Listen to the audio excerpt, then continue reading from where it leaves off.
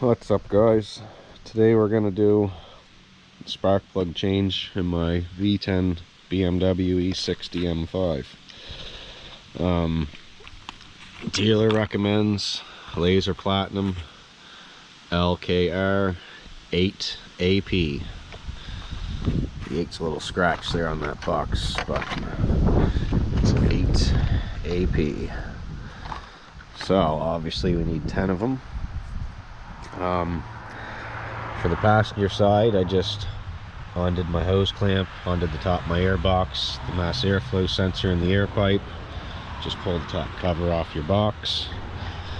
This side, we got to move this bottle, coolant bottle. It's not a big deal, and the air box. So I'll show you that in a little bit after we get the first side done. So first thing I want to show you, if you've never done this before, is these plugs have a lot of threads, and they're a doubled plug with 2 firing pads. So they're not your typical run-of-the-mill plug. They're a little bit fancy, and they're fairly expensive. I got mine off of good old rockauto.com. So what you're going to need to do this is 2 short extensions and a 5/8 plug wrench.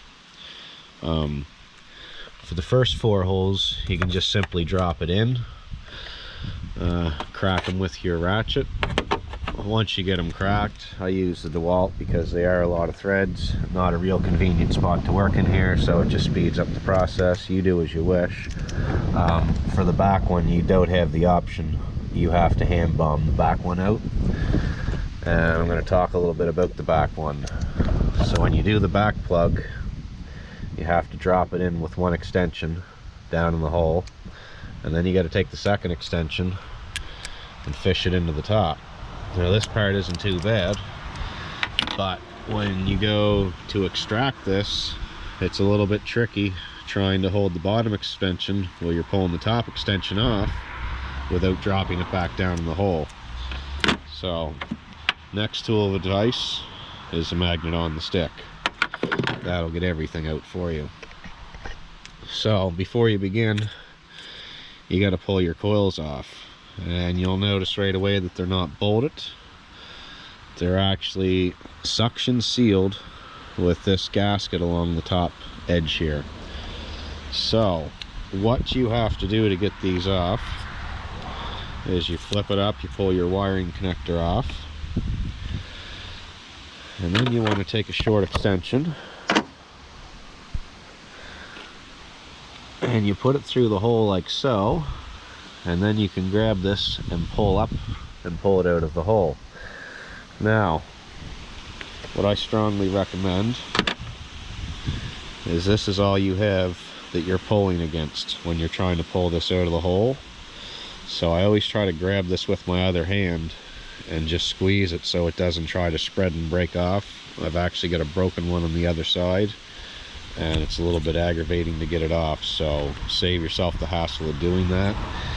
If you find it's being really stubborn, you can get a screwdriver and go through the hole in the same idea, and I'd recommend like a little block of wood or something to put the tip of the screwdriver against, and then you can just kind of pry it up out of the hole. So that's that. I'm going to get these other 5 plugs jammed in here, and we'll get on to the other side. So when you're installing the coils and putting them back in the engine, I recommend plug the wire in first, and you'll see there's little grooves here that the coils sit in when they're down locked in place. It's hard to see with the wire connector on, but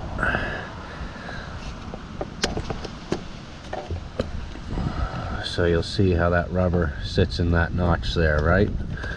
Okay, so to get them to go down into place, I lay my palm on them and just give them a quick snap, and you'll feel it plop on. Okay, airbox cover back on, air pipe back on, mass airflow sensor wire back on, and you guys will find out for yourselves when you do this. These air boxes a little tricky to get them to actually set into place. They try to fight with the lip on the filter. So anyhow, we're off to the other side now, getting it done.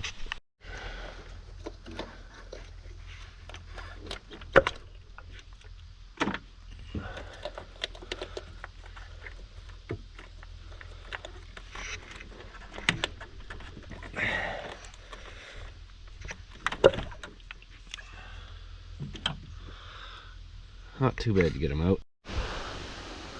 So we got the same result on this side. A nice, clean, reddish brown color burn. No signs of any of the cylinders acting up whatsoever. But it's time to change the plugs. So for this side, way more involved. Top off the airbox. This little push clip to take your windshield wiper tube off. The bolts out of your coolant bottle and lay that up here where the airbox used to be. And you got a couple fastenings, Torx fastenings, holding the bottom of your airbox in. And on top of that, there's a little clip right here. And there's a little clip right in here. And that all has to comply and lock in, so just keep that in mind. I now got the plugs out, putting them back in, and we'll be done. There you have it, guys. She's all back together, good as new. Never even know I did it.